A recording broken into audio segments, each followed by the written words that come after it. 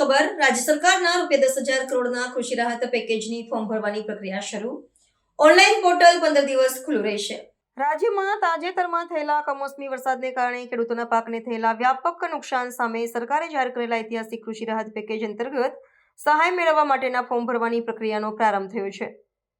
કૃષિ વિભાગ દ્વારા શુક્રવાર 14 નવેમ્બરના રોજ બપોરે 12 વાગ્યાથી ઓનલાઈન પોર્ટલ ખેડૂતોની અરજીઓ માટે ખુલ્લું મૂકવામાં આવ્યું છે, જે આગામી 15 દિવસ સુધી કાર્યરત રહેશે। આશરે 10,000 કરોડના પેકેજનો લાભ રાજ્યના 251 તાલુકાના 16,500થી વધુ ગામોના લાખો ખેડૂતોને મળશે।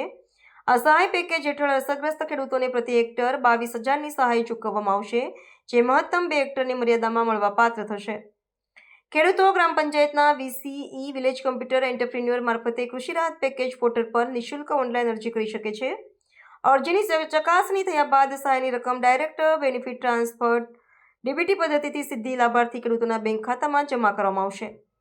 મુખ્યમંત્રી ભૂપેન્દ્ર પટેલે જણાવ્યું હતું કે કુદરતી આપત્તિની આ ઘડીમાં રાજ્ય સરકાર ધરતીપુત્રોની પડખે પૂરી સંવેદનાથી ઊભી છે। આ રાહત પેકેજ ઓક્ટોબર માસમાં થયેલા કમોસમી વરસાદથી 44 લાખ હેક્ટરથી વધુ વિસ્તારમાં થયેલા પાક નુકસાનને ધ્યાનમાં રાખીને જાહેર કરવામાં આવ્યું છે। આ ઉપરાંત સરકાર ખેડૂતો પાસેથી ટેકાના ભાવે મગફળી, મગ, અડદ અને સોયાબીનની ખરીદી પણ કરી રહી છે, જેથી ખેડૂતોને આર્થિક રીતે વધુ મદદ મળી રહે।